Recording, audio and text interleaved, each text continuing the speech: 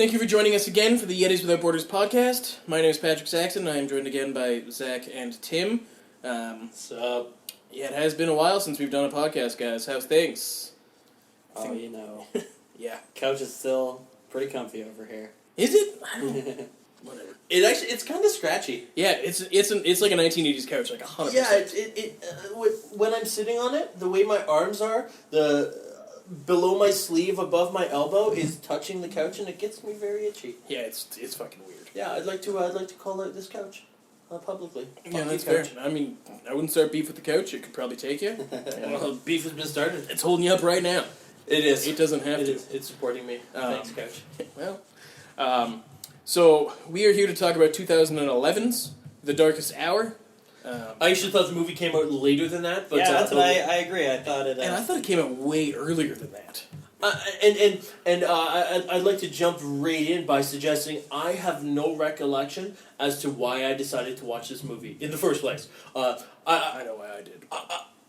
I watched it and I thought it was great, which led me to talk, to bring it up last time with you guys that we should talk about it in a podcast. But I don't know why. Maybe I came across some article on IMDb or on Cinema Blend or something. But I just remember thinking to myself, I'm gonna watch this movie, and I did, and I don't know why, and I couldn't have been more pleased about it, considering it was just a random movie.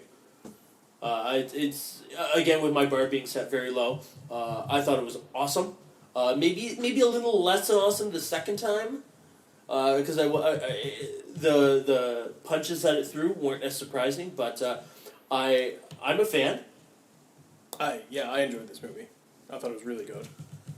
This was your first attempt at it. Yeah, I liked it. I was surprised at how much I liked it, actually, because I came in ready to not like it, to hear it described and the invisible aliens, and it's, shot in Russia, and it's funded by, it's a Russian producer doing it. So well, I guess... It seems very cash grabby, but honestly, they put some effort in. Mm-hmm. His name's Tim or something or other. I don't know his last name, but he's the guy who did. He did the Night Watch. The Night Watch series, yeah. Oh, yeah. And they attached him as a producer so that the movie could get enough clout Didn't to get he also made. do Wanted? Isn't that the same guy? I believe so. That directed I Wanted? believe so. Yes.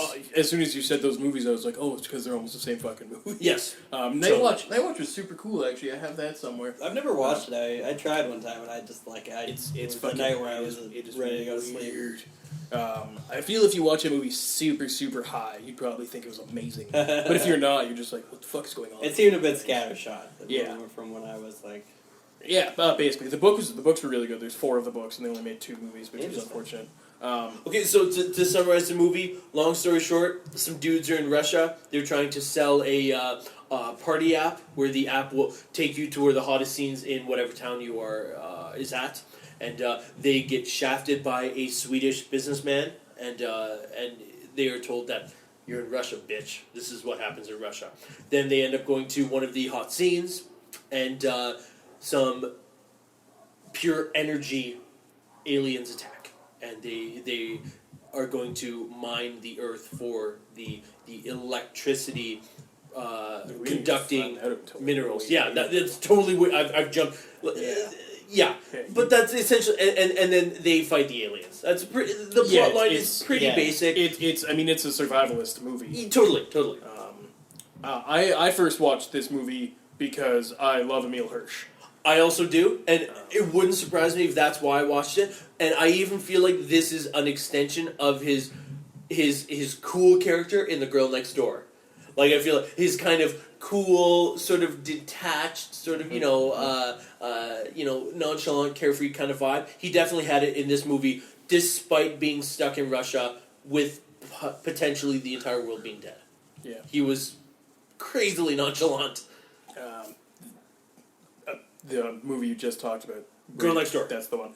Definitely breaks the mold, by the way, of the prior podcast. Oh, Timothy Olyphant is such a good antagonist in that movie. Okay, sorry, let's talk about Darkest Tower. I thought it was... The effects in the movie weren't great. They didn't use, ILM or anything. So I actually thought they were pretty well done. I mean, you've got the random light bulbs turning on and off. I thought that was pretty cool. Well, no, I mean, the actual physical effects of the aliens themselves.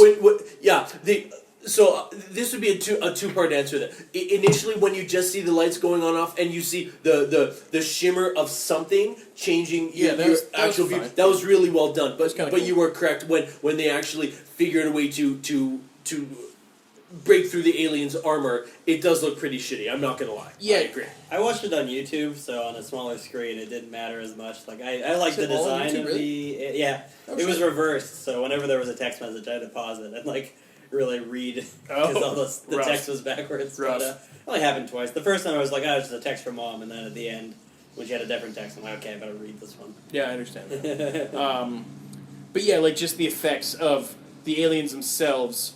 I mean, they kind of almost looked like they were the Squiddies from the Matrix, but they had a face this time. They were like a video game bad guy. Like, Yeah. where they had like these weird rotating rings. Like I liked it. It was kind of a cool alien design. It felt like usually aliens are just humanoid beings, but this was like very alien. Yeah, there were no legs, no arms. It kind of looked like if the xenomorph was a snake in a cage. Kind of, yeah. And like my only 100% the only issue I had with them is that it looked poorly done, and that's just like the effects studio at the time Yeah, didn't I have think money that or was whatever. probably why Yeah. we didn't see them until very late in the movie. Yeah. It just wasn't. The effects money wasn't there. This movie only cost $30 million. Yeah, and I imagine there's probably 6 or 7 of that on Emil Hirsch at the time. Yeah, and like I don't know, like no one else is a big name, but Joel Kinnaman is sort of. He Olivia was probably Thirlby. on The Killing at the time, right? And Yeah, the blonde girl. yeah, the She's- Australian broad. She was in Jessica Jones. Yeah, I did know who she was, and then I did a little She was Googling Trish, and I found Trish out. Walker, aka Hellcat, although she didn't actually become Hellcat. In season 1 of Jessica Jones, she presumably will. Yeah, And then she's- Olivia Thirlby, who again I think is, like she's the known person, like she isn't just some nobody. Yeah. I thought she looked way hotter in Dread with the short hair. Yeah. She looked way better. Well, she was in Juno and Dread and what She else? was in Juno, right? Yeah, That's Ju- really- Juno was her breakout as far as I Yeah. know. Yeah, But which I don't- didn't break out too far. I'll tell you that No, much. I don't know of anything else she was in. But I didn't know Joel Kinnaman was actually in the movie because he wasn't on my radar the first time I watched it, and now having seen RoboCop and Suicide Squad and I don't even know what else he's in. But That's a lot. I don't particularly like him. I like it. I thought he was good in Suicide Squad and RoboCop. Like I thought that he was American. Because when he he's super Swedish. His redneck accent in Suicide Squad, I was yeah. oh man, this guy's just like a stupid moron from America. That's rough. Not all Americans are stupid morons. Sorry. But like when I just read about him, I was like, oh, he's like full on like from Stockholm, like maybe not even Stockholm, but like long name. he's Sweden, a big blonde. Over 6 feet. Yeah, he's like Swedish a Skarsgård. And Exactly, I was like, oh shit, him like, and Skarsgård. that's ridiculous to me. And and his full name is Charles Joel Nordstrom. So I don't know where he picked Kinnaman from, but yeah, he picked that. that's fair. Yeah, it doesn't actually say where he is. Even he's better. from, but he's Swedish regardless. Yeah. He's from Sweden. Here you go. A little bit about him, just because we can talk about it. He holds both Swedish and American citizenship, as his father is American and his mom is Swedish. Cool. Good for him. Yeah. And that's about it. He's got like 4 others. Oh, here you go. To have Perfect. your life summarized so much, like just to Yeah. have it skimmed over. Shit. I'm like, no, there's nothing really. No, he is from Stockholm. He was born November 25th, 1979. Oh, he's got a birthday coming up. I Oh. would have said 78. It was just that number was in my mind. It's like the number 23, but 78 for me. It's weird. Saxophone Jim Carrey. Right? Yeah, I've still never seen that movie. It's okay. It's fine. Like Jim Carrey actually looks like when he's fucking decked out in tattoos. He actually looked kind of badass. It's a movie where like you'll only watch it once once you know how it ends. Yeah, it's like wanna a- watch like- it again. yeah, So, like a- it's fine Yeah. for a serious Jim Carrey movie. It's pretty good.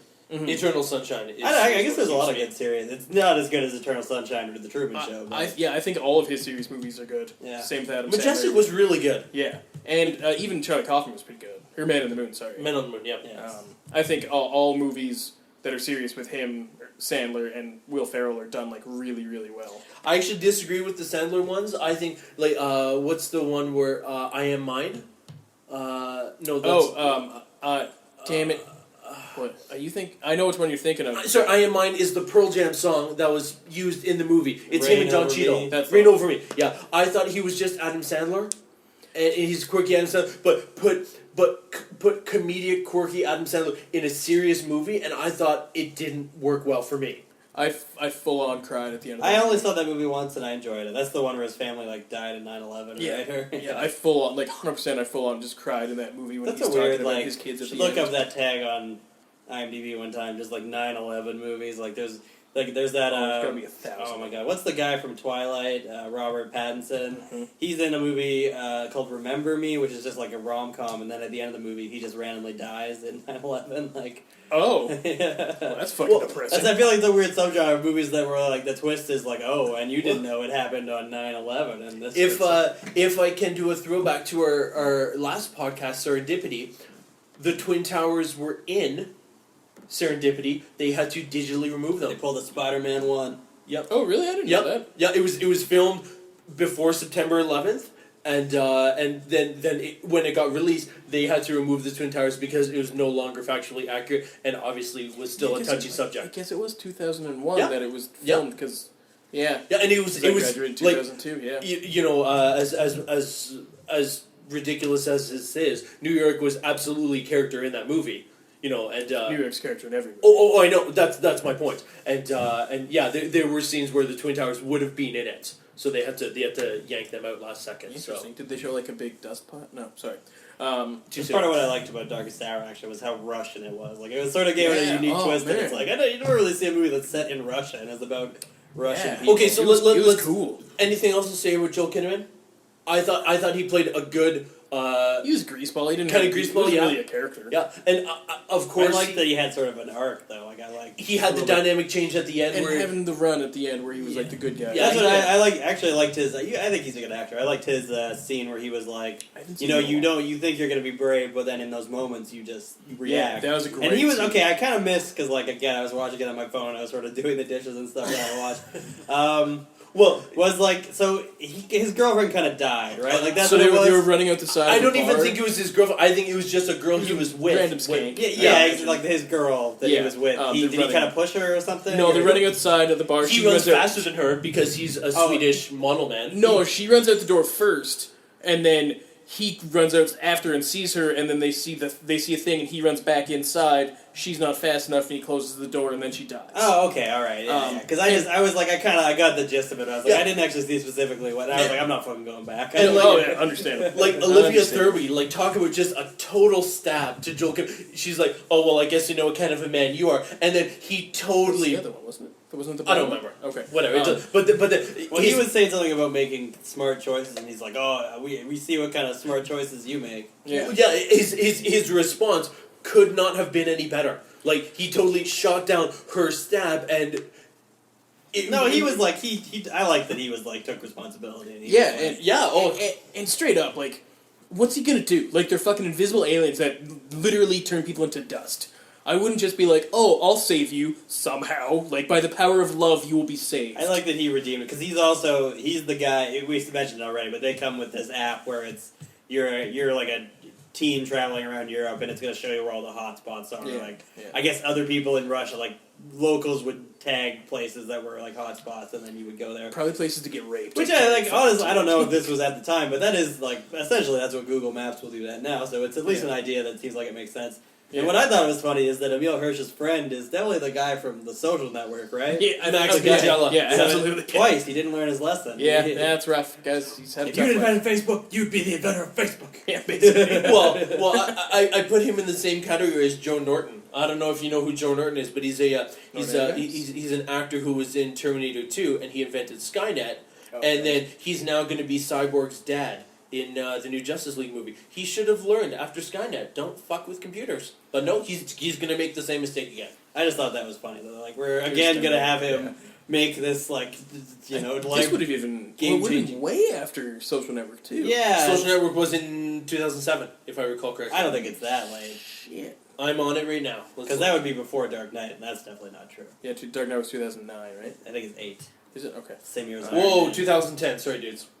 Oh, so not way after. Okay. Wow, so he, like, immediately didn't That's learn a his weird. lesson. That's a really rough. weird. I wonder if it's on purpose or if it's just one of those weird connections. Like, I don't know. because it's a weird. I like that they. I mean, it doesn't really factor into the movie other than that they already know Joel Kinnaman. But I like that it's a kind of they have kind of a weird reason for being in Russia. Like, it isn't like we just went to Russia on vacation and we're kids. It's like they're like on a business conference and they're pitching this whole thing and. Yeah, and then Well, and backdoors him. And it absolutely doesn't give any justification to Emil Hirsch being his completely nonchalant, don't care about anything kind of vibe. Oh No, he's the cool guy. They even say, he's 100% like he's the one who finds. I guess they do say where they find the hotspots. He's the one who he's finds the one who finds hotspots. he's like the party pitch guy. The other guy is like the coder. He's which the I think smarter, was yeah. pretty similar with the Winklevoss twins in his character. I think, And so I like the Um, Social Network a lot. Really good movie. Yeah. I thought I thought everyone had a really, really nice vibe of like, I can't even think of the word, but they all seemed like rushed to survive almost type thing. Like everyone played the shaken role really, really well. They all felt like real people. Like none of them really had like a super like gimmicky backstory. They were just like, oh, they're just doing a thing and they're in Russia. It was sort of silly where like they meet like the two guys are looking on their app and they're like, oh, these two girls are in Russia, and then the two girls are on the blog and they're like, oh, these two guys, and then they just happen to meet each other at the started bar off like a shitty rom-com. and recognize each other from the picture. It's like, I don't I've never. Maybe that's what it is when you're traveling overseas, but I could not tell you. I'm actually going to disagree with the shaken thing as far as Emil Hirsch goes. And don't get me wrong, I like him. I think he was great, but never once did I feel like he was shaken. I never felt like he lost the cool guy, but he had talked about that though. He said he keeps his freak out on the inside. Yeah. I know. And that was great. They justify it. It was well done. But like, no matter what happened, I'm gonna jump ahead probably 3/4 of the way through the movie where Minghella gets himself dusted, and his was different than the other ones, I thought, because it dusts. Like the alien dusts him up to his waist, and then it stops for a second. I thought he was going to survive. Yeah, me too. 100%. Me too. It stopped for just long enough for you to think, "Is it done?" And then it gets the rest of them, where every other character gets asshole to tea kettle immediately, but ass over tea kettle, whatever. that's just falling over. Yeah, they fall over into dust. Yeah, that's fair. But the Emil Hirsch thing, I thought I would have liked to see a little, not necessarily full on freak out, but a little freak out, and then rein it back in with the line of "I keep my freak out on the inside." He was a little too calm, cool, and collected the entire time. No matter what happened, he never lost his cool, and that's questionable to me. I think I liked it a lot because I thought he showed very little freak out. I mean, he had like one or two things where he like showed a little bit, but I thought the blonde girl whose name Rachel Taylor. Sure. She freaked out overly too much, and I thought it was a nice little Olivia Thirlby didn't really seem like she had emotions the entire time, and that's She cool. didn't do much. She just but- wanted to talk to her mom. Yeah, and I thought there was going to be a twist where she ran away from home because she was like a cokehead or something. Like I What thought did the there was first gonna be, something. text say? So you just up and go to Russia without telling me. Oh, okay. And I literally thought it was going to be she escaped from her boyfriend, or she was a drug addict and you could only get Russian ecstasy in Russia or some shit like that. I thought it was going to be something as opposed to just she's not in Russia, I think she's just going with her friend. Rachel Yeah, Taylor. Yeah. She's but I thought it was going to be Rachel Taylor is an artist, and Olivia Thirlby is her assistant. Is what they say. Or she's like a photographer. That's. I think they're just friends, but they get her into it as the assistant because I get the impression that she's not her assistant. They She's call not- her assistant though.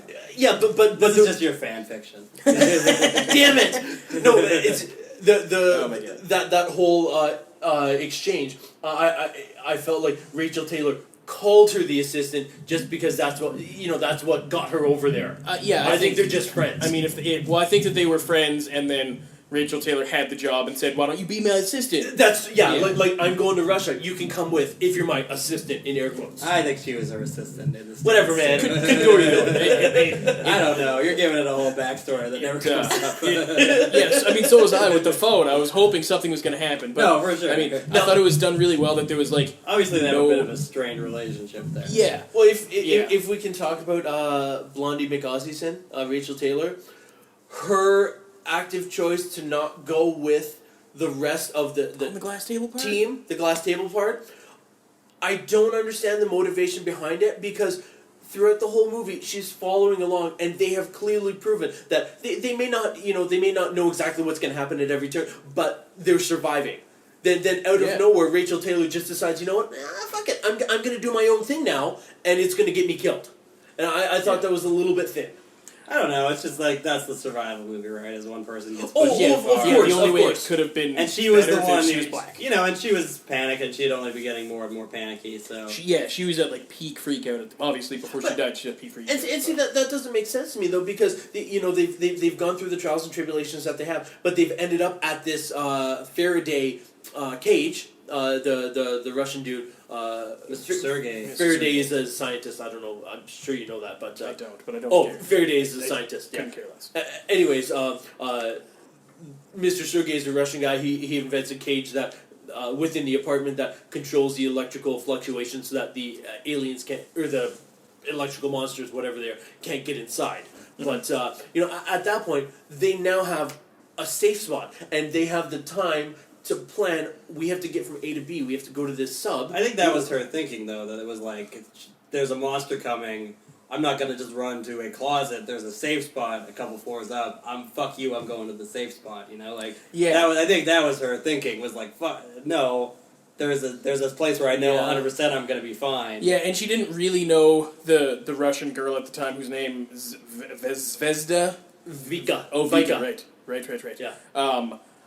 Yeah. She was just kind of like in her own head of like, I know what to do, because she's like with this kid and doesn't, like, the kid isn't, kid who she's like I think 16, 17. I think that character was meant to be younger than the actress they cast, right? Because they call her a kid, and the part that made me think about it at the end is, like, I mean, light spoilers here, but Emile Hirsch and Olivia Thirlby kind of go to kiss at the end, and she goes, ew, and I'm like, you're fucking 19. Yeah, like, you're not a child. Yeah, like clearly your parents have died, in this electrical monster yeah, incident. they do that whole thing about her parents, too. I wouldn't have been like, she looked like a college student. I would have been like, where are your parents? Yeah. So I think that character was supposed to be like 15, 16, and they just cast like maybe because why not? Maybe Russian ladies age quicker. Maybe she is only 13. Maybe it's like reverse Chinese people. I just thought that was just the end specifically where she went ew. I'm like, that's like a little kid line. Yeah, that was weird. that was difficult. Just as an aside, this movie has a whopping 16 Metascore, 4.9 out of 10 on IMDb. Oh, It did not do well. No, like it did not make money. It made 21 million domestic, which is Yeah. a 30 million budget, which is bad. Yeah. And then it brought in like another 30 million worldwide, but they're bringing in less of that money. Yeah. I wonder how much the Russian box office was. I feel like that must have been So, a lot for of it. conversation's sake, let's talk about Veronika Vernitskaya. That is character of Vika. Vika in the role. 64. She was born in 1995. In this movie, she would have been 15 or 16. Yeah, but even still, at 16 years old? Yeah, she should have had her shit together. Yeah, 100%. Also, she looked way older than 15 That's or what 16. they cast, whether how old she was. She looks older. Do you think that Mr. Sergey was doing like a whole daddy thing with her? I mean... You know what I thought was weird? So she lives with him, and they both speak Russian, like she's Russian. But she says at one point, I think he's a plumber or an electrician. How does she not know what he is? Yeah. And he's standing right there. And, like, he's a little eccentric, like, he sings to his cat, but he's had entire conversations with people and, like, answered questions. Yeah, and been he wasn't antisocial. It wasn't like he was, like, a mad genius. Like, he's just a little weird. Why didn't she know? Why didn't she know if he was the plumber? Like, he's probably an electrician. There's a lot of electricity stuff going on. There was probably some weird sexual tension, as Patrick hinted at, and she's a little awkward around him now. There were a couple weird moments in the script like that. There was a bit after Joel Kinnaman died where the social network guy came in and they're like, what happened? He's like, he's dead. He's dead. He's dead. He's dead. Yeah. Like, I was watching with subtitles Me and too. they said that, and I was like, oh, okay, yeah, they get it. It was man. Like, really, I'm like... I imagine he's, like, just getting it in his head of, like, he's dead type thing. But he just, like, it was in succession. It was like, whoa, hey, yeah, okay. Yeah, I thought fucking Emile he's Hirsch dead. was really good at selling some of the, like, cheesier lines. Like, there's the bit at the beginning with the cell phone where he's like, don't uncross your arms if you agree with me, where he's saying that he's like, oh, they wouldn't let us bring cell phones on the plane at all if they were going to... I thought that was good, and then the, like...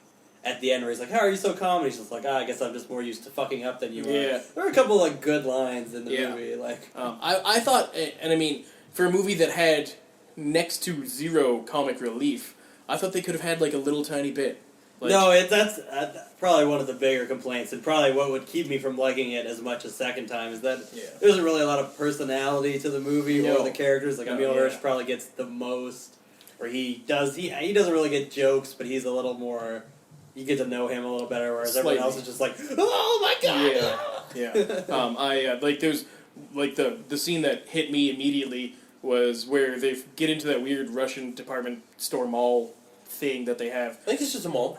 Yeah, and the one character says, like, we need to find a change of clothes. I thought Emil Hirsch was going to be like, what, I look good. Like, I don't see what the problem is. Like, just like a little tiny line like that. I'd be like, that's fucking great. He makes a joke where he's like, what's the apocalypse dress code? Jacket with no tie. But then he does go to get, like, a suit jacket. I was like, I thought you were joking. Like, but then he jokingly has a conversation with the dummy for a sec. It's like, hey, buddy. Let me take that. Yeah. But they, like... I don't think that's as funny because it was, like, very, like, I would probably talk to a dummy, too, if I was, like, dealing with that shit. I'd be like, hey, man, he can't talk back to me. Like, shit.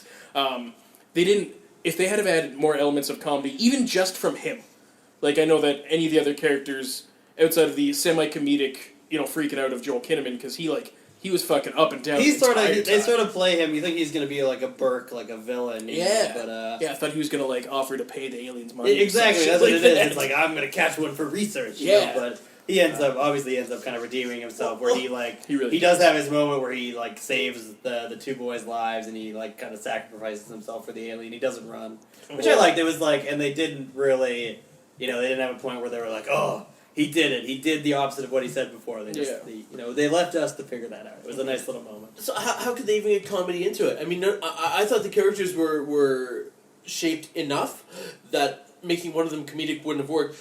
So they would have had to put in a blundering idiot, another character, but not necessarily like comedy, but like funny things. Like if it's the three of us in a situation like that, one of us is going to act like a jackass at least once a day, just to be like, oh right, we can still be human beings despite the fact we could all die tomorrow. That's what I like. Once the monsters show up, there aren't any more character moments. Like at the start, you kind of Emil Hirsch and his buddy have those little moments. Like there's the moments where you get to know them. Like I fuck up more than you. But once the monsters start, like what would even be a scene that is memorable based on character interactions once the aliens show up? Like I can't even. I don't like the mannequin one is one because it's a nice little like it's just a character moment. Yeah. But beyond that, I don't even really know. Like maybe that he sings to his cat, Mr. Sergey. The two big scenes that I like. Obviously, I remember all of it. I watched it yesterday. But the two big scenes that I remember are I want to follow the story of that fucking crazy Russian lady who's breaking up her own apartment. I thought that where's she getting those bricks? Like I thought that was great. I was like, this bitch is crazy. I wouldn't fuck with her. And then when they run around the corner and they see dude holding a car door. Fucking Russian guy on a horse, awesome. Dude with a fucking missile launcher, and I was like, what the fuck is going on here? Once those dudes showed up, the movie took a whole nother level. It went from a fucking 8 to like a 12. I was like, this is fucking great. I love a horror movie where by the end of the movie, people are fighting and killing the monsters. I love a good humanity fights back story. So this really tickled that itch for me. It was great. I have to bring up specifically with that, I felt like the movie didn't feel like it had a satisfactory ending, so they put another one in. I thought there were two separate endings at the end of the movie. There was the one where they get on the sub and, we're saved and, the world around us, everyone's going to be fighting back. The best one, day one of the war, we were surviving, now the war begins. That was awesome.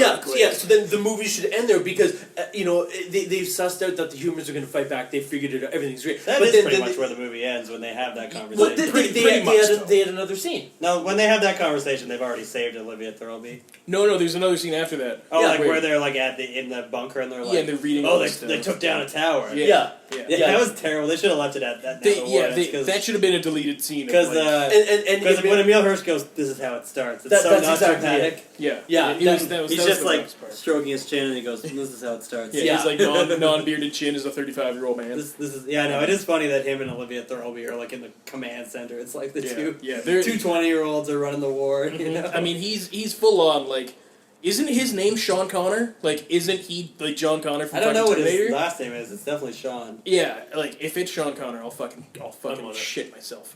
But yeah, there wasn't, and I mean they're they focus too much on characters in the first little bit and like so very little in the second bit. Yeah. And I will give them the credit that the second bit, which is the part that people went to see, only took like what 15 minutes. Like that first person dies within 15. Oh yeah, minutes. the aliens. Like, 15 minutes in the like, aliens. it is like, and they're in and then like, you're fucking just like it's only aliens Yeah, till the end of the movie, pretty much. Like, yeah, there's and not a lot. it's cool.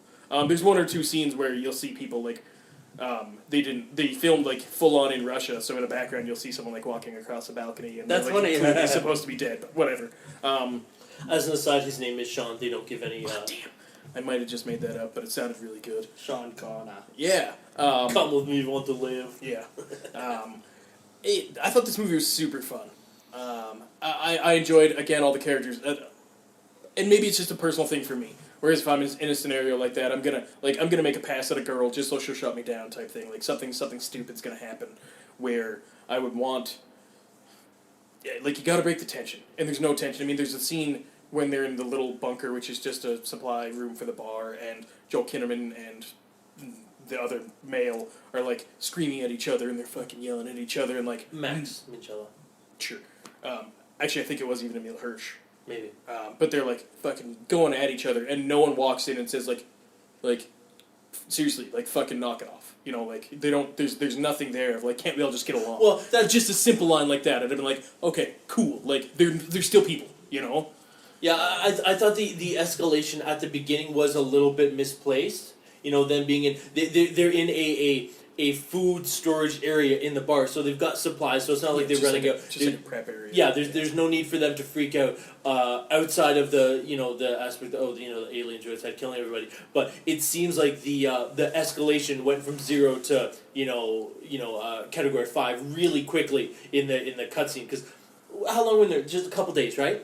I think Friday, Saturday, Sunday, Monday. So three days, and Almost they're a week, full I on think. yelling at each other, ready to kill each other. And I thought that was a little bit curious. I'm thinking that they boiled over about that app that they were making for the phone. I think that's what pushed them over the Maybe. edge. Like, They already kind of knew Kinnaman was not the Yeah, nicest. he was kind of a pretty shark, you know. yeah, and I mean the big thing that I had with that is super awesome. The scene where Kinnaman calls out that he was kind of a bag of shit. That would have been like the first thing I said. If we got into that place, I'd be like, why are you fucking letting him in? He just fucking killed his own girlfriend. Like, what's going on Yeah. here? You know. But that's I always kind of wonder how I would survive in a scenario like this. You know, like That's sort of the fun part of it. Yeah. They do a good job of playing it out, and Mhm. I think for having invisible monsters, like the thing they do where the lights come on, and that's sort of how you tell that they're there. through and the tiny light bulbs. Yeah. I was like, not a single one shatters, eh? Nothing. yeah, I know, right? Whatever. They're throwing them perfectly. I I think it plays out a little too. Like there aren't really any twists to it. Like it Not sort of particularly. just like once it gets going, it kind of just plays out. There's a weird scene where they are like, oh, we gotta move down the street to see the lights are on. Like it's too dangerous, we can't do it, but we're gonna do it anyways. Yeah. And they just the next scene is they're just at the apartment building. Nothing happened to them as No. they walk down the street. Yeah, like Why multiple blocks. why did they do all that setup if there was no monster in the shop? Mm-hmm. I'm actually gonna make a point that I thought that there was a surprising amount of twists in the amount of people that they killed, and what I mean by that is the Aussie girl dies, Max Minchella you dies, knew she was gonna Mr. die. Sergey dies. She was 100%. predictable, but I didn't see Max Minchella dying. I don't know. I think you have to think at least one of him or Emil Hirsch is gonna die. But that's what was good about it is that they did it. They could have played it safe. I mean, at the beginning of the movie, you've got two couples, guy and a girl, and you're like, oh, cool, whatever. Yeah. And then you've got the fifth guy being the wheel, being Joel Kinnaman. I knew he was gonna die somehow. But then when they take it even further and they start killing off main characters, I thought that was awesome. I thought that they were when I first watched it, I thought they were gonna kill Emil Hirsch because he was like billed as not the main character. Yeah, no, he seems like the friend. Yeah, he Yeah. seems like the sidekick. And yeah, the guy he who- becomes the main guy. Yeah, and I mean, I don't think that there was plot twists per se. I think there was a lot of character twists. Like the Emil Hirsch character to me seems like he would be the character to be like, no, you run. I'm gonna shoot this thing until it dies and it's gonna kill me. I didn't think I thought Kinnaman was gonna run away and he was gonna try and reason with it and something was gonna happen. He was gonna die. That was really the only twist to me is that Kinnaman seemed like he was going to be a villain and really didn't end up. being one. Yeah. I think they took all of the base characters from everyone and they kind of took a step back and like, no, I think it'd be cooler if he did this and he did this, and like, we're not gonna have the main character survive. Yeah. We're gonna have the other guy survive. And I thought that Emil Hirsch was the main character the whole time.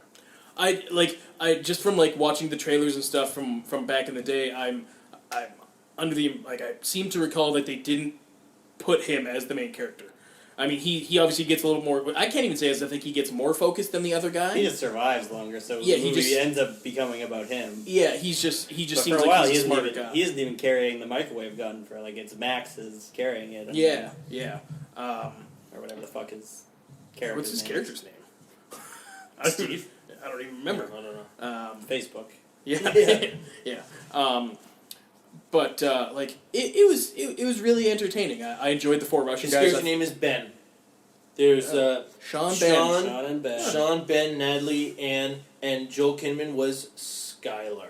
Yeah, Yeah. I would never forget the name Skylar. Skylar. Yeah. Where's And- Skylar going? Yeah, and the Russian guy with the backwards hat, the super cool one, his name was like, because it always says the character's name when they're speaking, his name's like Matvey or something like that. Like He it's has just like a weird a fucking vest Russian. that had a bunch of keys on it. Yeah, I don't really understand a lot of. I would want to keep no metal on me at all because I know that it's conductive. I mean, maybe the cheese. I don't know. They show a bit where like Olivia Thirlby's hair gets all static electricity when it goes Yeah, by her. the So freeze, maybe yeah. like the keys would jingle if it got. I don't know. I have no idea. So his name in real life is Yuri Kutsenko. In the movie, he was Matvey. I was almost there. The whole Russian team. They were fucking sweet. Their motivation, their every time they were on camera, I was excited because they were so. They were like the first iteration of the Expendables. They were Like, cool. Yeah, they were 100%. so like Yeah. honorable. Yeah. The guy had like another speech where he said, "Tomorrow we die.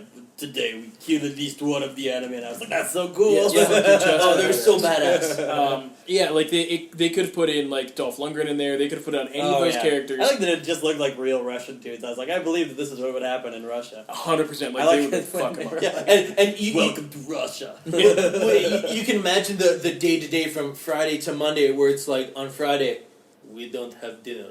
You know, 2-3 days later, we don't have dinner, and now we killed those aliens. Yeah. You know that's it. You know, Yeah. this is life to them.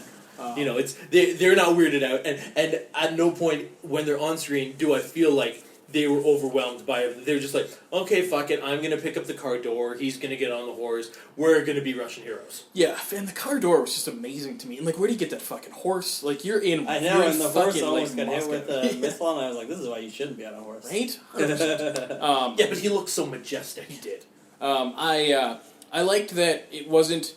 I find that because this was a Russian movie, not an American movie, most American movies turn a movie like this into a full-on like disaster movie. Yeah. Where like the zombie apocalypse and cars are just fucking blowing up and like everything's happening. In this, they walk down the street and it's literally just like the cars have stopped. Like there's not a lot of carnage. And then a couple lights turn on, as you know. That's Yeah. the extent of the carnage, quote Yeah. unquote. Where instead of because you've seen in how many movies where an alien or some kind of monster is going down the street, the cars are popping off left and right as they Yeah. do as the aliens walking. But all you see is the lights flicker on for a sec, police siren, and that's it. Yeah, I mean, obviously there was like damage to the bridge when the boat fucking runs Yeah. into it and stuff, but or when the plane crashes into the mall. But Well, there was a plane crash. There was the boat crashing the bridge, and then there was also that building at the end that When they were shook drilling, when they Yeah. were drilling. I thought the amount of disaster was perfect. I think it benefited from having a small budget, because there isn't really, like, the building falls down, but beyond that, there isn't really a big CG action scene at the end. Like, they don't No. fight, like, 1,000 monsters at the same Yeah, they time. fight They fight three at the same yeah. time, and that's the big moment, but because there's been this build-up, it does feel like, even when they kill the first one, you're like, oh, damn, like, they Yeah. actually did it. Like, yeah. I love that. That was when it really got fun for me, when they started using the microwave gun, and they were like, humans fighting back, I love that. So good. And So it felt like never at any point did it feel like it made the shift to the summer blockbuster film. It felt like this is a very down to earth, like, if this happened, there's a large chance that this is the way that it would play out. Yeah, everyone's gonna fucking die. Yeah. Oh. They wiped out the entirety of Moscow and however many other cities. Yeah. But I think the only I guess, summer blockbuster-esque thing they chose to do was to have a guy with a microwave gun. Yeah, the big explosion is he shot an invisible monster. Yeah.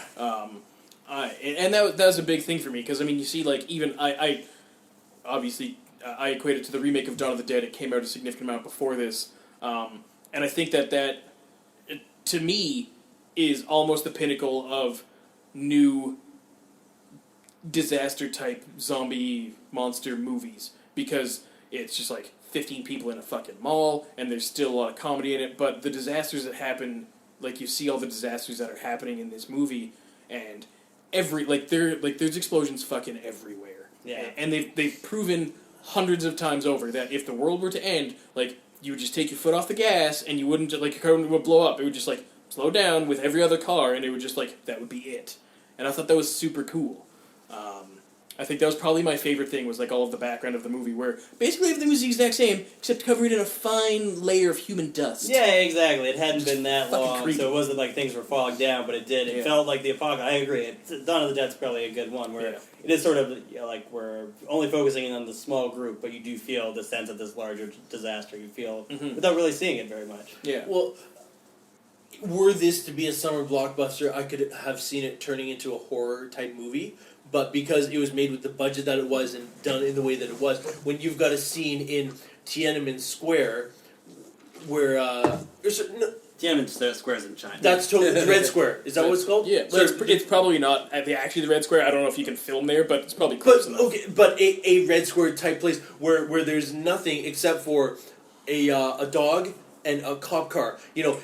If you vaporized that dog, they looked fucking sweet. That was Oh, like it was the best one because oh my god, it was fucking. And terrifying. I thought it was more of a thriller, more of a yeah. suspense thriller than a horror movie. Where give this movie $100 million more budget wise, it would turn into a full on kill fest, explodathon, disaster, goddamn Emmerich movie. Yeah. The only reason why I would even put this in the same category as horror is because it's the ratio of characters killed to characters that stay alive. That's what they have. It had the horror setup where it's Yeah. like, oh, there's this group of teens and they're gonna get Yeah, I killed. mean, same thing But it doesn't deliver as a horror movie, which is what I like about it. And, yeah, like It sort of switches, I would say. It starts off as a horror movie, and then once they leave Mr. Sergei's place and they're using the gun, it becomes more sort of you get Alien and Aliens in one movie, like they're running from like the Red alien. Dawn. Yeah, exactly. It's very Red Dawn at the Yeah. end, where it's like this ragtag bunch of heroes, Yeah, if they had said Wolverines, I would have been so Yeah, I know, happy with right? this fucking movie. Not enough. I would have liked a one-liner at the end when they killed the thing on the bus or whatever. Yeah, and I mean the bus scene is almost exactly what I'm discussing, what I was talking about earlier, which I thought was super awesome as well. Where Olivia, the monsters electrifying the bus and like making it drive for some unknown reason.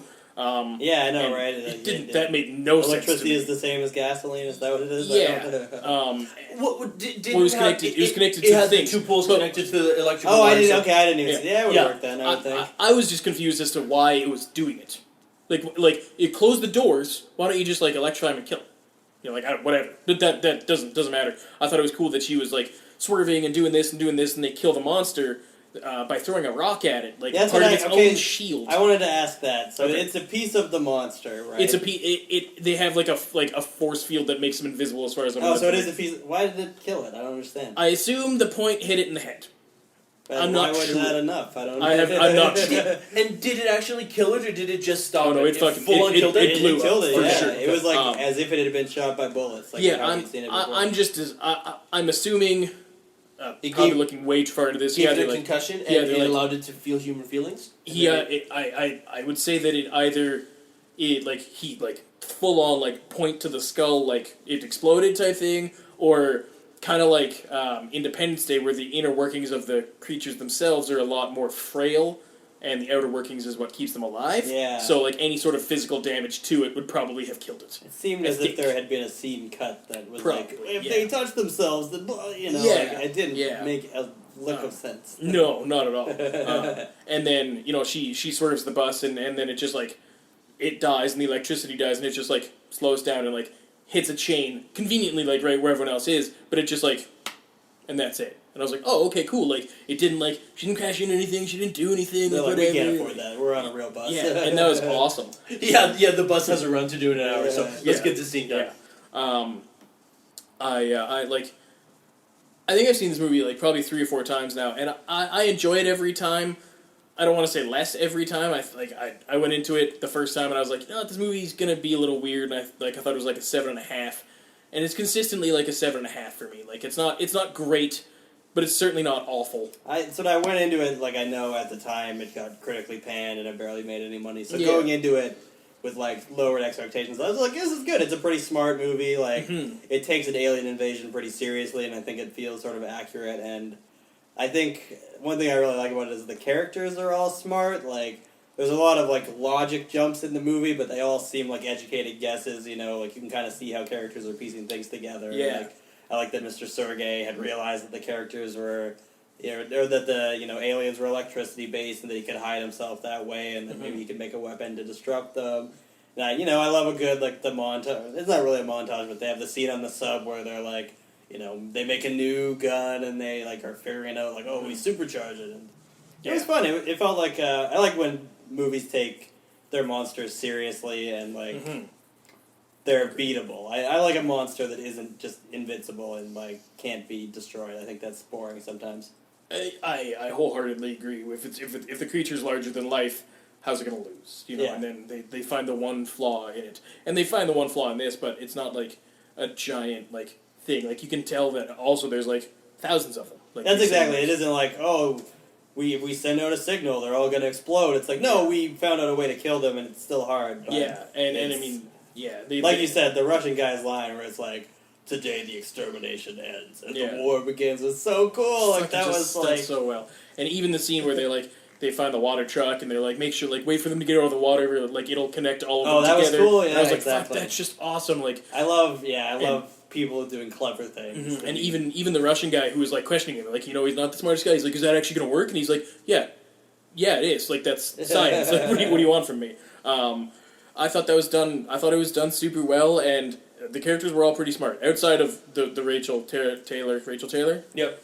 She was panicky, Yeah, and that was her role, and that was cool. Like, when they go to the bridge, and the bridge is broken at the beginning, and she's like, should we really be hanging out with these guys? And Olivia Thirlby's like, yes, like, absolutely. Like, they've gotten us this far. Yeah, they have survived, and, the only thing that confused me in that scene is they're going up to this bridge. You could probably see a giant fucking boat. Like, if I'm walking by, I'd be like, there's a boat. That bridge is broken, guys. You can see the bridge is broken, exactly. Yeah, well, I mean, it's one of those bridges, so maybe not, but more likely than not. I mean, unless they're walking directly at it the entire time, if they're at any angle, I'd be like, the bridge is out. Oh, the bridge is out, exactly. Yeah, and they're like, what? No. Dude, I'm telling you, I can fucking look at it right now. You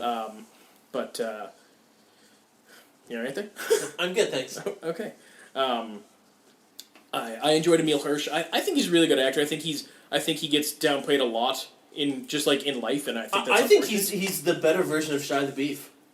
I can't necessarily agree with that. I think Shia LaBeouf's like, he's a really good actor. He's I think just Shia's crazy. pretty good. Yeah, I think they're both. I think he kind of carries the movie on his back. I mean, like he. Yeah. Oh, I think he sells a lot of the sillier stuff, and especially later towards the movie, he feels like an action hero, and I thought he did a good job of like, yeah, he gives some good speeches, and like I would follow that guy. Like, yeah, I'd be part of his crew, 100%.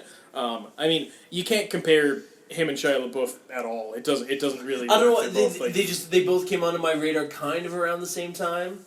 Well, and Shia LaBeouf's he's pushing 40 now, isn't he? Like, I think he's my age. It's 30, early 30s. Is he? I think Shia's in his 20s. He's really? young, Oh, yeah. fuck! I used to watch Even Stevens where he was like a kid. That was a while ago, though, wasn't it? I mean, that was like the mid 2000s. Was it? Okay. Shia the Beef was born in 86. Holy shit! He's 30. He looks like he's fucking 100. He's aged. Well, he's aged a lot. because I guess Girl Next Door was in 2004-ish, and so was older than him. iRobot. They were all look it up, but they both came onto the scene at the same time. So I in my head I associate them. Right, that's fair.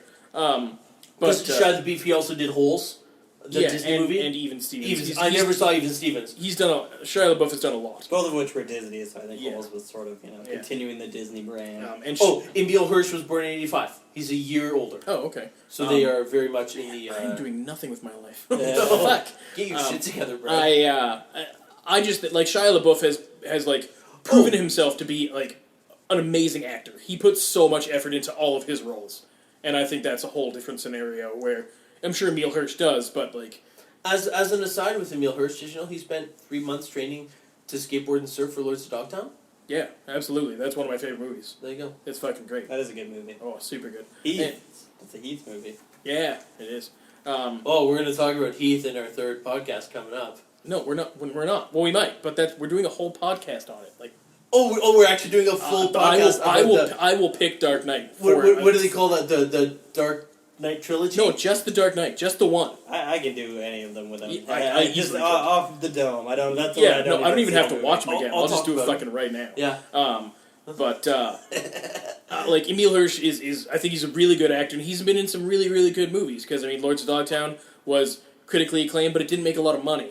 This was critically panned, didn't make a lot of money, but it was really good. Into the Wild. In the Wild, I thought was pretty good. That one got Oscar buzz. Emil Hirsch was in a movie with Paul Rudd where they play like road workers of some sort, and it's Oh, I do remember that. Where like one of them's a moron. yeah. I didn't see it, to be honest. Okay, I was gonna ask if either of you've seen it. Here, let me just. Have either of you guys seen Killer Joe? It's Emil Hirsch, Thomas Hayden McConaughey. Church, and McConaughey. Oh no. It's really good. It's McConaughey's like a cop who's also a hitman, and Emil Hirsch and Thomas Hayden Church are like a father and son that hire McConaughey to like kill Emil Hirsch's mom and Thomas Hayden Church's ex-wife. Oh, cool. It's a really good movie. It's very dark. Interesting. And also, that's fucking great casting, because as soon as you said that they were the father-son combo, I was They like, look. I know, right? That's amazing. It's They the have hair. the same Exactly. hair. Okay, so- I really highly recommend Killer Joe. I'll give that a go. Definitely. That's 3 actors I kind of actually like. So this one I was talking about was a Sundance film. It is called Prince Avalanche. The plotline is 2 highway road workers spend the summer of 1988 away from their city lives. Isolated landscape becomes a place of misadventure as the men find themselves at odds with each other and the women they left behind. Cast is Paul Rudd and Emil Hirsch and a bunch of other people I don't know. That's fair. I've heard it was weird, but not bad. First review on IMDb. A charming journey through the woods with 2 great actors. That sounds like an IMDb review. Yep. 100%. A charming blah blah blah blah. Yeah. A blah blah blah blah blah. A nice romp, if you Exactly, will. romp. Yeah, a nice romp. It like the way that I kind of remember watching the trailer for it was similar to a trailer for Frank, where they played it up where it was a lot more of like a funny thing, but the movie wasn't supposed to be very funny. You're right about the Frank trailer. They really were like, he's so wacky. It's like, this movie's not that wacky. No, they made that movie seem like full-on comedy, like Jack in the Box style. And I was like, oh, this movie's not funny at all. Like, Frank was fucking great. Frank was amazing. Love You're welcome Frank. for that, by the way. Well, it was kind of on my radar, but it was admittedly your push for me to finally make the jump to do it. Because I'd seen About Time, and that's Brendan Gleeson's kid, Donald, is the main guy in About Time. And then I knew that he was in Frank, which made me want to watch it more. And I think what's his name can do no wrong. Fassbender. He can do in my books, and maybe I haven't seen any shitty movies he's been in, but everything I've seen him in has just been ace. He's tops for me. He's a really good actor. I don't like he's even movies that are poor. I think he does well. Well, that's what I've not even seen the poor movies, regardless of how good he is in it. Guys, let's wait till Assassin's Creed comes out. Well, yeah, okay, I can't. Yeah, that's fine. I'm fine with that. That's fine. Touche. Let's maybe put a pin It in had. this It one. also had female. What the hell's? Maggie Gyllenhaal. That's the one.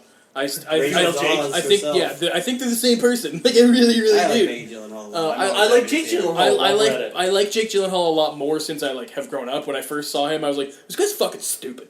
But that's because I first saw him in Bubble Boy, and then I watched Donnie Darko, and I was like, what's going on in these movies? Like, this is fucking what about ridiculous. Prince of Persia? Truthfully, I have not seen it because his hair makes me angry. I remember seeing it in the theater, and I remember it was so enjoyable. Because, again, with my bar being set as low as it is, I mean, I like the Prince of Persia video games. I think they're quite enjoyable. They have an Uncharted kind of feel where you go around and you solve puzzles and there's a story and whatever. But I don't know, just Ben Kingsley and I think it was Gemma Arterton. I was in fucking it as well. I just hate her so much. She's not good. She's just useless. Wasn't she the one who got oiled in James Bond? Yeah. Yeah, she's Gretel and Hansel and Right, Gretel. she's like Strawberry Fields or something Yeah. in Quantum of Solace. Yeah, I think that's actually her name. Yeah. I'm Yeah, pretty positive. and she gets oiled on the bed. But I don't. Hansel and Gretel with Jeremy Renner. That movie's fucking great. Was that Witch Yeah, I Hunters like or that one. Monster Hunters or? Yeah, But- I also like that one quite a bit. Yeah, that was like Van Helsing, but actually like way more fun. And she's not in the movie that much. She gets canceled yeah. right away. And she's fucking She gone. gets captured right away. Yeah. Well, and I like Jeremy Renner. Oh, Renner's awesome. He's a blast. He'd probably be like sitting down making fun of movies too. He's probably just outstanding. No, I would like to talk about something else, but kind of related about people who I think would be fun to hang out with and whatever. Patrick and I have listened to a few podcasts. I don't know if you have at all, Zach, but there's a podcast called Doug Loves Movies. And Doug Benson. Okay, have you listened to the podcasts? I haven't really listened to Doug Love movies that much, but I'm familiar with Doug Benson and Doug Loves movies in general. Well, there's a special guest who shows up quite on the regular with Doug Loves Movies. Mark Wahlberg Oh yeah. he's And Sam Levine. He seems like he's a fucking Yeah, Sam Levine again is a big podcast guy. He's on podcasts all the time. he does Kevin Pollak chat show. Yeah. Yeah, but Mark Wahlberg, like, I have my issues with Mark Wahlberg because it seems like He's a fucking asshole. it Straight up. seems like he's calling it in for every movie he's in because he's Mark Wahlberg and he doesn't have to do anything. There are a few that Pain and Gain immediately popped into my mind because that movie was amazing. And Firm disagree. Didn't finish it. Did not like that. it movie blew at my all. mind because it was a Michael Bay film and it somehow just kept getting worse. I put it in the same category as... You don't mean amazing. You mean Oh, you're sorry, amazing. Yeah, Okay, right. sorry, let me clarify. Yeah, but I put it in the same category as Very Bad Things, where it seems like everything just keeps getting worse. That movie's legitimately amazing. I Yeah, fucking Very love Bad Things that. was awesome. It's Vince Vaughn and Christian Slater and Daniel Stern. Yeah, great. And Lou Diamond Phillips, I think. I don't know. Maybe I know not. there's That's a porn big star. hit. I know the one broad's a porn star. The one that Asia dies. Carrera, I think. Yeah. But anyways, what am I even talking about? Well, you were talking about Mark Wahlberg. Mark Wahlberg. Asia Carrera's in something else too. I know that name. I think she's a teacher. She's in another movie. You thinking Tia Carrere? She was in initially Wayne's World? was, but I think Asia Carrera is in something else. I'll as buy it. well. And I'm pretty sure. Wasn't I'm pretty Asia Carrera the Asian sexy porn teacher lady in Girl Next Door? Yeah, I'll buy that. I'm Okay. pretty sure it was Kobe Tai in Very Bad Things. But I She's don't like think. you know what? I think she's in the Big Lebowski. I think is what it is. Oh, that sounds about right. She gets interviewed. I have a Big Lebowski book where they like interview every minor character. Nice. I don't think I'd want to hang out with Mark Wahlberg. On a similar note, back to the movie, I don't think I'd want to hang out with Emil Hirsch. I would He seems hang out. like he'd be boring as You fuck. guys ever watch the show Wahlburgers, where it's like it's not Donnie or Mark, but their other brother that runs the restaurant? And Donnie and Mark are on it sometimes, but the other brother seems like a pretty cool dude and like a really good cook. Like I really want to go to Wahlburgers. I It do looks too. delicious. I think there's one in Vegas. And I Yes, imagine we'll go. absolutely. Yeah. Okay, 100%. so if I can interject, yes, it was Kobe Tai, was in Very Bad Things. You know your Asian porn actresses, Well. apparently. And I'm now looking up Girl Next Door to The see who the... only belt I've never got. let's just see who the Girl Next Door Asian sexy teacher porn... Sung Hai Lee is her name. So she might be a porn star. I'm looking up to see if she's actually a porn star, or that's just her whatever. No, she was on the Mortal Kombat TV show. She was on Nurse Betty and VIP. It was a web series. Oh. Yeah. Oh, the one with Michael Jai White? Yeah. Oh, sweet. Okay, cool. Oh, okay. She has appeared 12 times in Playboy, if that helps. Boom. Helps So- a lot. There you Don't go. they Ding not even dong. do nudity anymore? No, Playboy? not at all. Which sucks. But whatever. How do those magazines make money? The Like articles, Maxim obviously. and the like how to... I don't even. Is Maxim still around? It is, I think. Well, if I recall, Maxim and FHM were English-based magazines, and they did show nudity. No, they don't show nudity. No. Maxim doesn't. No, the UK ones do. Oh, maybe. Yeah, they started in the UK, and then when they came over to America, because America is a little more tactful, maybe a little more prudish, they Definitely wouldn't use the word tactful. But I don't okay, know, tactful's the wrong word. You're right. Sorry, prudish. But like Hustler still exists. Like, how does Hustler magazine? I don't understand how porn in like book form That's still what, make money. who is like, I'm gonna go pay for it. Yeah, Like, I'm even gonna go- I guess if you want to buy a DVD, sure, whatever. Yeah. That's a little weird, but He's like, I'm gonna buy a still image. Yeah, like I'm gonna buy a picture of this dude jacking off on some broad's face. It's Like gross. okay. I don't like it as a still image. Fucking, I'm like, it's fucking awkward. yeah. It's uncomfortable. I As almost an- started a beef with the porn industry. As an Stop making aside, fucking books. I was I fell down a rabbit hole on YouTube the other day, I'm and really thought you were gonna talk about porn. dude, I am gonna talk about porn actually. But not whatever. I fell down a rabbit hole, and Michael C. Hall, who plays Dexter, was on, I think, Stephen Colbert, and he sang a David Bowie song. I didn't think it was very good, but apparently he does some singing, whatever. So I did a Michael C. Hall search to see what else he's done, and he did a short for what's that comedy internet? Comedy Bang Bang? No, no. What's the website where Laugh or Die? Funny or Oh, Die. Funny or Die. Michael C. Hall and Ben Schwartz do a short where Ben Schwartz wants to buy kitty porn. Sorry, he wants to rent kitty porn from a video store that Michael C. Hall is the clerk at. And it's about 3 minutes long. I'm not going to give anything away other than it is very funny. And I recommend it to everybody. I think it's just called renting porn. Should be called BB-8 as a pedophile. Wow. That would get the clicks, I think. It's Yeah, true. it would, absolutely. I think. I think it has to be funny to make it on the site, or it dies, right? I don't actually know. I've only been on that site like twice. That's just their word for upvotes and downvotes. It's funny or it's die. It's thumbs up is funny, thumbs down is die. And Okay. it does have a high funny rating. It is fair it is enough. very funny. I recommend it to everybody. For That's the 3 minutes. And I happen to like Ben Schwartz. I think he's quirky and ridiculous. Ben and fun. Schwa. Yeah. So I think we've the two movies that we've done for the podcast today are both pretty like cut and dry movies. Yeah, Like, no, again, this movie is very safe, I feel like. They didn't really take a lot of risks in No, and how it plays out. maybe not even that they didn't. I don't know if they could. Yeah. Like I which do. is I think this was like, we're cramming to get this all done, is what it feels like. Yeah, this seems like it really almost wanted to do what Blair Witch Project wanted to do, except Blair Witch Project wasn't safe at all. Yeah. Like the original Blair Witch Project was like legit terrifying, and this was just kind of like it seemed like it wanted to do as much as it could with a little budget while not breaking the boundaries. Which I thought was This is sort of a tangent, but since you brought it up, I watched this really good video the other day. It's this series called Film Theory. I think that's just what the YouTube channel is called.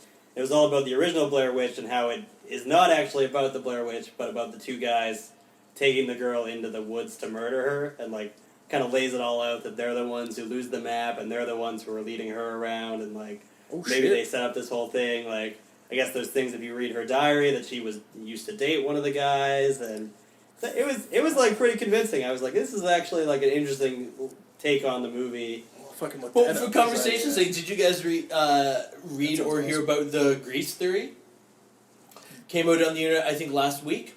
I have to look up her name because I don't remember, but not the main girl, but her friend Rizzo. Rizzo is dead the whole movie, and this What? is yeah. Every character interacts with her.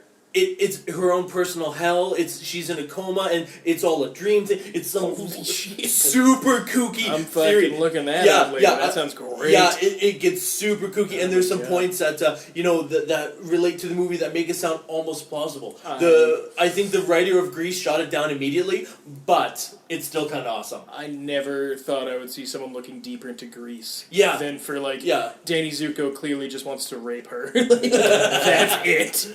No, he doesn't want to rape her, but he will.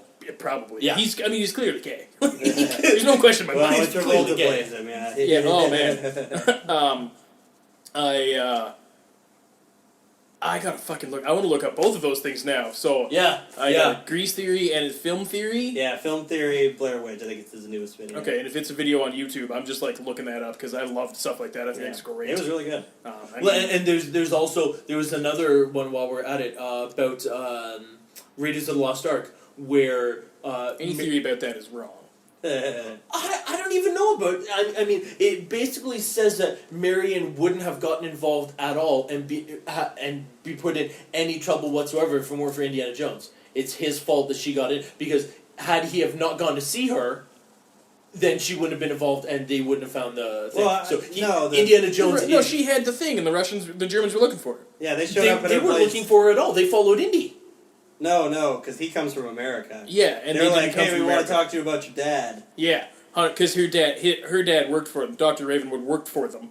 Yeah. And So they they Oh, discussed he from did him. too. Oh, Yeah. you're right. And Okay. she literally has it around her neck, so they would have Oh, shown up. oh, I know, Either I know just that- burned her to death, or you Yeah, know, like if he wasn't there, she'd straight up be dead, and Shia LaBeouf would not exist in the movie. Oh, maybe. Which maybe not a bad thing. Yeah, but that's the alternate universe. Oh. yeah, oh man, I where don't they're think. happy and they're just like at home with the dog. That's what Indy 5 is going to be. They're going to do a J.J. Abrams type universe reset where That'd be Marion cool. died in that universe. That'd be cool, Dad. They're like, now Chris Pratt's his son. They're like, yeah, this is better. And the arc is actually just a chest that holds all the dog toys for the actual Indiana. That'd be awesome. Yeah. I would really enjoy Chris Pratt as new Indiana Jones. I think said that was a great idea. I don't think said he it should be didn't- Indiana Jones. I He's think not. he. Harrison Ford's still doing it. Oh no, I know, but I think giving him the Indiana moniker would be a bad idea. He should just be another Jones. No, I think do it James Bond style. I don't think the name is half of it. Yeah? Honestly, Yeah, I agree. I mean, giving him another name would be fine. I mean, I think naming him Mutt would be stupid, but I think whatever. it's sort of like going back to Die Another Day. It sort of would have been the problem with the Jinx series. No one knows who the fuck Oh, I Jinx get is. it, You know, okay, like Well, we know and- who James Bond is. Maybe we know who like. Unless they call him Junior Jones. That's what or like if James Bond had a daughter and she was like Julie Bond, or you know, Yeah. like maybe that would work. But I don't think. I think you need the name recognition. Okay. Like And- Mutt Jones doesn't roll off the tongue. You know. No. Sounds like a greasy '70s porn star. Probably what he is. Mutt at this point in time. Jones. Yeah. Well, I think Pratt in an Indiana Jones. I want to preface by saying I thought Jurassic World was fucking garbage. Well, it wasn't garbage. It was just the exact same as Jurassic World. Oh, it's Like, it was full on. Jurassic Park. Right. Sorry. I- 4 and 1 are the same. Yeah, That's it what I was meant. brutal to me. I don't understand what the hype is, but I thought the special effects were great. Chris Pratt It was great. gorgeous. That lady is so annoying. Red-haired lady, I don't know her name. Doesn't matter. Bryce Dallas Howard. That's Her. She was in Spider-Man 3. She was Gwen Stacy. Yeah. Fucking, I didn't even. I I knew know. that. I You're knew that, welcome. and then I watched it again. I watched Spider-Man 3 again. Fucking worst choice of my life. Ugh. And I was like, what the fuck is that? Oh my god, it's Yeah. the chick from fucking Jurassic World. Like, Yeah. I was fucking pissed. So- he was supposed to like cheat on MJ with her. Yeah. There's a lot of weird like behind the scenes on Raimi's Spider-Man stuff. And Well, I think Raimi just got slapped in the dick every time he brought up an idea. well, only I- only for the third one. The first two were like, they were like 90, Yeah, those were 90 like 10 all, him. all Yeah. Raimi, and then the third one they're like, you need to get Venom in here. Yeah, And 100%. he's like, I don't 'Cause want to they- do Venom. they I thought only there want was to. gonna, like- I don't know. To be fair, he only wanted to do Sandman, which I think is not a great idea. But No. But I mean, I think if they had thrown in Vulture, it would have been kind of cool.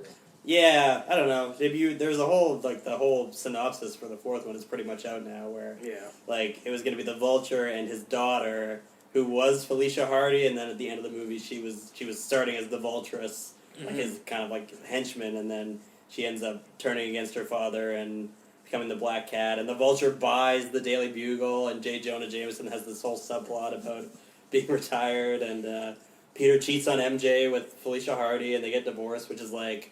It's such a weird Spider-Man move. I feel like to be like he's an adulterer. That's not Peter Parker at all. No, not in the least. So let me talk just briefly about the Chris Pratt thing. I think him being in a new Indiana Jones movies would be great because they have so much more history to touch on, and they have the special effects to make it amazing. And the first 3 Indiana Jones were really great. I have no qualms with them, but just to go even bigger would be awesome. That's what I want. I want like movies set in World War II. They don't have to connect to each other at all. yeah. I just want done in one adventure stories with a young Indiana Jones. I don't want Harrison back. I wish they weren't doing Indiana Jones 5 Yeah. personally. But maybe it'll be great. But I'm not sure. I mean, I guess they could, in theory, just say that he's Nathan Drake from Uncharted. Or that's whatever. probably the more realistic version, right? Is Uncharted But gets a Uncharted- movie and they actually just do that. That's the Yeah. new Indiana Jones series. But Uncharted is on the back burner again, Yeah, that doesn't which is a sound- super bummer. It's never going to happen, I'm pretty Let's sure. get Last of Us out first. Come on. Yeah, absolutely. Okay, so, and I want to talk about Spider-Man briefly. I want to talk about one big thing. You do yours. What's his name? Totally. Whiplash guy? What? Oh, from what? The drum teacher in Whiplash. Oh, Oh, J.K. Simmons. J.K. Simmons. He is the From perfect Whiplash. J. Jonah Jameson choice. Oh, yeah. And I feel like the new Spider-Man will be not as good if they don't have him in it. I think that's always been the problem is they don't Yeah. want to cast someone who isn't him because it'll always be like a poor imitation. But Yeah. and they can't cast him because he's Commissioner Gordon. yeah. Well, no, they can.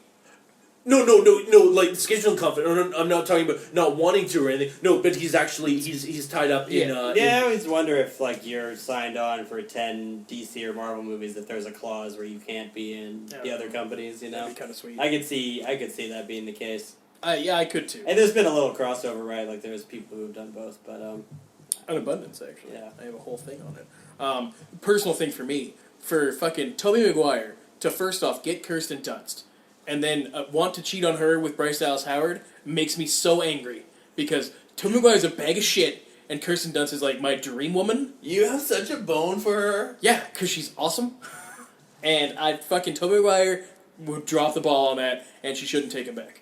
That would that just made me so upset. Like, and she looked good as a ginger. It's a thing for me. he's very good looking. I always remember because I watched it when I was younger. I used to watch Spider-Man 1 and 2 on DVD like all the time. Like I had the little factoid things that would come up, and in Spider-Man 1 in the like kissing scene in the rain, you can see through Kristen Dunst's shirt. Yeah, you can. Remember looking at that quite intently. I was Yeah, like, oh, absolutely. all right. Yeah, full on nip. That was always one of my. I'm like, oh, that part's coming up in the movie. I liked her because she's the exact same age as me, and when Jumanji came out, which is one of my favorite movies ever, she was the same age as me. She was super hot. I mean, do as think a it's 12-year-old always, boy, like- 12-year-old girl, she looked fucking great. That's what, yeah, like when you, like, obviously it would be weird to be like, oh, she's hot in that movie now, Yeah. but like when you're growing up with someone and your crush is, I kind of had that with Amanda Bynes, and like, oh man, Absolutely. she flamed out, that was such a bad, Yeah. I was like, is everyone joking? Is this must be a fake Twitter account, right? I was like, oh no, that's When the she real, becomes a rapper. real and Amanda a Bynes. psycho. Yeah. And that's completely fair. But yeah, like she was like my first like Hollywood crush was Kirsten Dunst, Yeah. and that has not faded away because I enjoy her. I think she's a good I think you actress. kinda, yeah. She's talented. I feel I knocked that one out of the park, and I'm cool with that. She's a good actress, for sure, like, Yeah. as far as, like, a... She was in season 2 of Fargo. And she's in season 3. Is she? I've heard she signed on for it. Her and Mary Elizabeth Winstead. Oh, so she may be the connecting character because from season 1 to 2, season 1 takes place kind of current day-ish, and then season 2 is the main cop from the first one. The main cop's dad is the main character in season 2 as a younger person who goes back 25 years, and then this season 3 is jumping forward in time again, and Ewan McGregor plays twins, and Mary Winstead's in it. So yeah, it's gonna be a clusterfuck. Confusing to me. But yeah. Anyways, so she was in season 2 of Fargo, and other than without me giving away anything, because I usually tend to do that, I thought the ending was pure shit. It's awful, but I was prepared for that from the first season of Fargo because everything was great up until the end. And I thought this is fucking stupid. Does it end the same as the movie, the first season? No. Interesting. It has a similar feel to the movie. Did they say oh yeah a lot? Don't you know? Yeah. Oh yeah. Don't you know? In Love- season. Love Fargo. I've heard mixed things about the show. Like, you're not the first person I've heard be like, it's just okay. Well, the cast is so great, and the first one has Martin Freeman as one of the main characters, and Colin Hanks is in it, and David Carradine, or is it Keith? Who's the one? David Carradine's dead. It's Keith then, his brother, Killed himself. masturbating. Yeah.